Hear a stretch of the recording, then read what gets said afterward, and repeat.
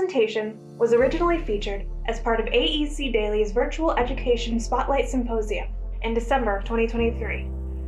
We received several questions over the course of the day, but unfortunately didn't have time to answer them as part of our presentation. We were excited by the engagement we received from the attendees, so we've included a brief Q&A at the end of this video.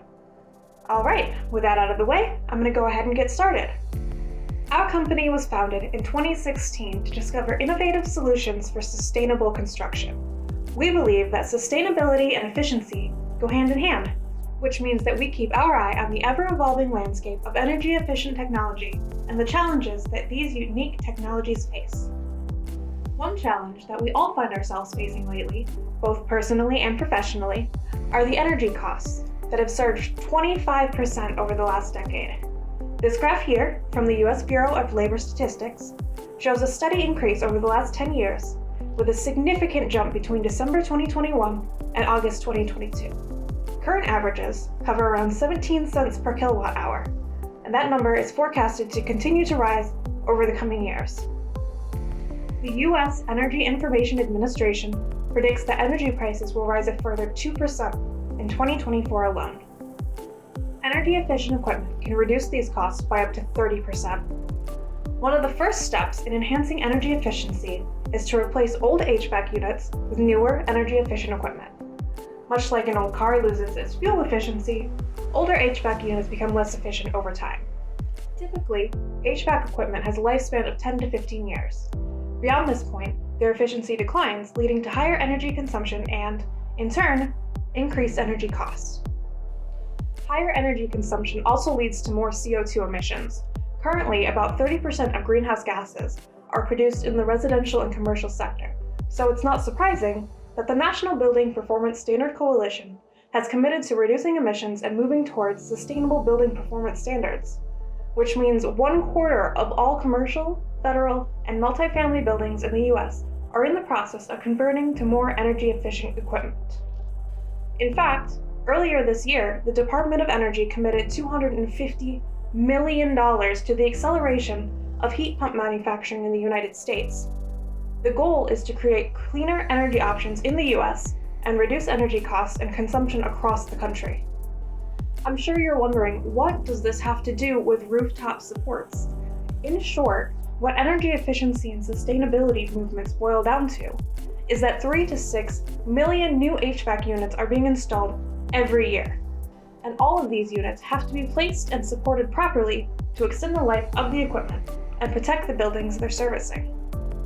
In the past, units had to be installed on the ground due to size and weight restrictions. However, in recent years, these units have been streamlined, with smaller, lighter units producing just as much, if not more, output than larger units used to. Architects and engineers are taking this as an opportunity to move units from the ground to the roof, reducing the overall footprint of the building, reducing noise pollution, and making units easier to access for maintenance.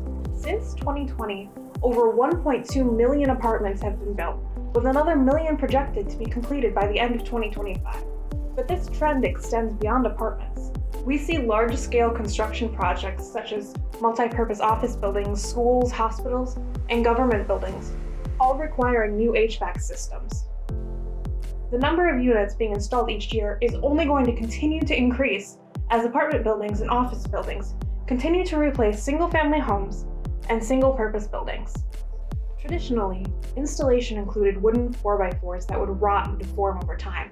Without adequate support, the system may start to sag, misalign, point load, or even suffer a total system failure, leading to costly repairs, hazards, and an inability to continue normal operations. These pictures are from projects we have replaced existing supports on, installations we have seen over the years, and installations that have been sent to us from all over the country. As I'm sure you can agree, there has to be a better way to support expensive equipment like this than rotting wood and leaning blocks. Beyond the visuals here that illustrate what can go wrong with improperly supported equipment, there are more immediate concerns that recommend a robust support system. Proper support and maintenance of rooftop equipment are incredibly important when it comes to optimal performance and mitigating potential risks. Roof-mounted HVAC equipment is more prone to environmental factors than ground-mounted HVAC equipment, which often has natural protection from wind and snow buildup that is not typically available on rooftops, where units are generally freestanding instead of against walls or under shelter. The support frames for ground-mounted equipment, an example of which is pictured here, are lightweight and, while not flimsy, are designed to support lighter units without an option for mechanical attachment, and, as such, they're not really suited to heavier equipment. In general, the environmental factors that cause the most trouble for roof-mounted equipment are wind and snow buildup. Wind velocity and pressure forces can vary greatly at rooftop elevations from those on the ground. As you can see in this graph, wind pressures at ground level are a quarter of the pressures that are present on a 10-story building. The difference in velocity and pressure correlates directly with the uplift and tip over of the equipment. As height increases, it becomes more and more important to make sure that the equipment is properly secured and supported. A properly sized steel frame support will give the equipment a wider base that resists tipping. For example, a mini split has more height than depth, creating a relatively small footprint for its size, making it prone to tipping in high wind situations. Securing a mini split to a, for example, 3x3 frame would increase the footprint of the unit, decreasing the risk of tipping even before attachment is taken into consideration. As for snow buildup, the primary concern is that wind gusts or very heavy snowfall will cause banks of snow to build up on the sides of the unit. Buildup of snow around a unit can restrict airflow and send a heat pump into overdrive, leading to increased energy costs or, in extreme cases, emergency shutdowns or total failure. There is also potential for ice buildup inside the unit, which can cause damage to the condenser coils. The best way to avoid snow buildup is to remove the opportunity for the snow to gather by elevating the equipment. In areas with particularly high annual snowfall, units should be elevated according to local codes, or between 12 and 24 inches, depending on the size of the unit and the location, if there are no codes in place. Of course, in extreme cases when a snowstorm brings multiple feet of snow at a time, it's still important to inspect the units and make sure that snowdrifts haven't formed on or around your equipment. Properly supported equipment will, in addition to mitigating the unavoidable environmental risks, reduce the potential for some of the problems that we previously attributed to rotting wooden supports. A well-supported system ensures proper alignment and stability, reduces unnecessary vibrations and movement that can lead to wear and tear, and protects the equipment from damage that can compound over time, leading to lessened efficiency, higher energy costs, and more frequent equipment replacement. Properly supporting equipment may even prolong the life of the unit by reducing instances of mechanical wear and tear from misalignment or slippage. A properly supported unit will also protect the roof from potential damage. The footprint of the base allows for proper weight distribution, eliminating point loading on the rooftop and protecting the integrity of the underlayment. Elevated supports allow water to flow across the roof as designed, instead of pooling around the equipment and leaving standing water that will eventually cause leaks that could be costly to repair. A proper base will also allow for a reduction of equipment vibration. Vibration could cause abrasion that could damage the roof membrane. High-quality materials and adaptability are the key to creating a support that will protect your equipment. Whether you're looking to support a single unit or many, it's important that your frames are designed to suit the equipment instead of being placed on a one-size-fits-all frame that may cause more damage than it prevents. GreenLink designs custom solutions for single and multi-unit supports that are adjustable on-site to account for imperfections in the roof that may result in non-level surfaces. Designed and built in-house, GreenLink is committed to making sure that our products meet your expectations in every way. We offer a variety of options that will suit any project. Attachment to the roof is often a concern for many contractors. Penetrating the roof is frequently a last resort, as every roof penetration is a potential leak. Oftentimes, the alternative is to avoid proper attachment altogether. While this may be a viable option in some low-wind locations, especially with heavier units, loose-laying equipment is not always the best choice. While a slip sheet, like the ones pictured here, may be enough, the best option may be an adhesive, like GreenLink's adhesive sealant. GreenLink adhesive sealant is a polyether-based, moisture-cure formula that has been used in the construction industry for many years and has earned a reputation for high performance, adhering to a wide range of roofing membranes and yielding a strong, long-lasting bond. As an adhesive, it provides up to 275 psi bond strength between the 7-inch universal base and a single-ply or built-up membrane. As a sealant, it is a viable option for a waterproof seal when mechanical attachment is necessary. While pre-galvanized strut is the standard across the industry and at GreenLink, there are some projects that call for different materials. GreenLink's strut frames can be built from a variety of materials, including hot-dip galvanized strut in corrosive environments, aluminum when lightweight frames are critical, and stainless steel when rusting is the prevalent concern.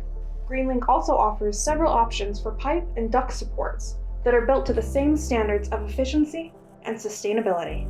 The surge in energy costs and the push for sustainability underscore the critical need for energy-efficient systems that are supported, both literally and figuratively, by well-designed rooftop support systems. Traditional installations are falling short across the board, and optimized solutions like GreenLink strut frames are the future of rooftop installations. The best time to pivot towards a greener and more sustainable future was many years ago. The second best time is today.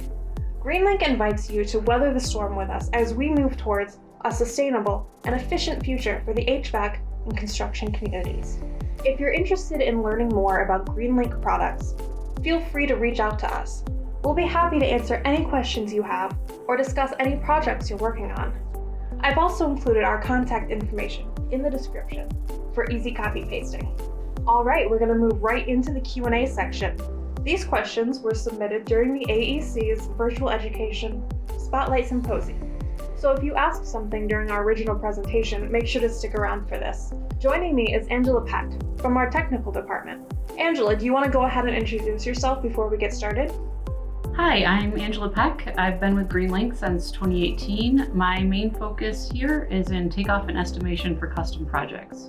All right, our first question is, in your presentation, you mentioned the importance of roof supports due to wind loads. How does your company factor wind loads into design? When looking at wind, we consult the ASCE 7 hazard tool and obtain data specific to the building location, roof height, and risk factor. We then input this information into the ASCE 716 equations. This allows us to determine whether the equipment would be stable freestanding or if it requires additional attachment. Okay, our next question is, are your products able to be attached to the roof with only adhesive? In some circumstances, yes. If the roofing membrane is fully adhered with a minimum peel strength of 13 PLI and wind forces do not exceed the physical properties of the adhesive used to bond the base to the membrane. When these conditions are not met, or when the membrane is not fully adhered, mechanical fastening and adhesive are necessary to avoid damaging the building envelope. In high wind scenarios, we recommend anchoring with additional products for a greater safety factor. Okay, our next question reads, what roof slope can your products accommodate? GreenLink products are designed to be used with flat and low slope roofs. At pitches higher than half 12, or about 3 degrees slope, we can provide additional blocking to accommodate the slope for up to a 212 pitch. If I wanted to specify your products, where would I find BIM resources? Shop drawings and DWG files of the knuckleheads and metalhead are available on the Technical Resources tab of our website. We also host files at bimobjects.com and speclink.com, both of which are free to use but require registration to download objects. For custom projects involving unit frames and larger pipe stands, we can also provide DWG files directly that reflect the entire build and are not limited to the base. Okay, our last question reads, weight distribution on the roof is important to me. What are the weight limits of your product? GreenLink offers 2 sizes of base for the knucklehead system. The universal base is 7 inches diameter with 38 square inches of surface space, and the big base is 12 inches in diameter with 113 square inches of surface space. The metalhead provides slightly over 47 square inches of surface space. These points of contact with the rooftop allow the weight of the units and pipes supported to be distributed properly to avoid point loading and damage to the roof surface. Compressive strength for foam underlayment varies based on composition and rating. This is one of the reasons we suggest placing no more than 600 pounds per knucklehead. Thank you for that, Angela. Those were some great answers. If you have any follow-up questions, feel free to leave those in the comments or use the contact information in the description to reach out to our office.